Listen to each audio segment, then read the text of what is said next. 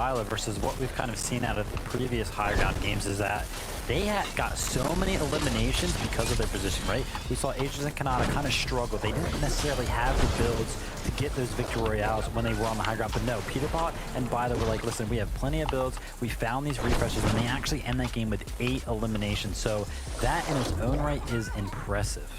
Yeah, it was perfectly played by them on the high ground. No one really even contested them. And then that last little refresh onto Iyamzo trying to scoot through on that mid ground. And we see Bila able to pick him up, get that little refresh, and enough mats from that point there on out in order to win that game. It was beautifully played, and they got to be feeling good about themselves.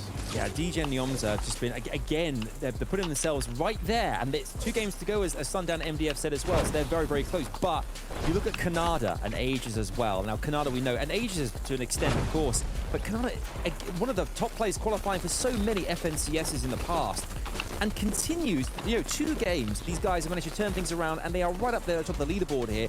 What is it that makes them so special, Vivid?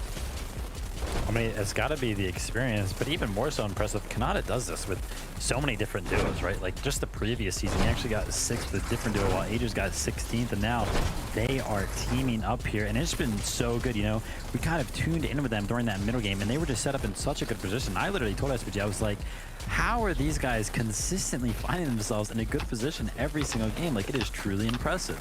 Yeah, they're playing so well, and everything is clicking, right? We see them there on the low ground being able to take the 2nd place. We've obviously seen them on the high ground already. They're getting whatever they want and just playing through everybody. It doesn't matter. They're on a train track going straight to the finals.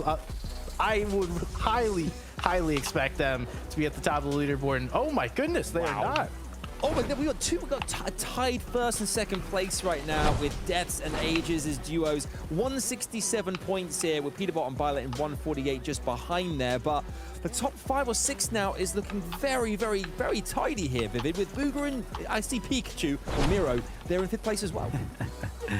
Yeah, and the gap is ever so increasing between the top here. Death and Tabney showing up and showing out, as well as Aegis and Kanata. There's actually a 44-point difference between that 1st and 2nd place and 5th place right now. So the top people here are really looking to secure themselves that top 5, but we still have a bunch of fighting chances in the likes of Mega and Dubs, who now have 130 points, only 10 points behind that 5th place position in Booga and Miro, SPG.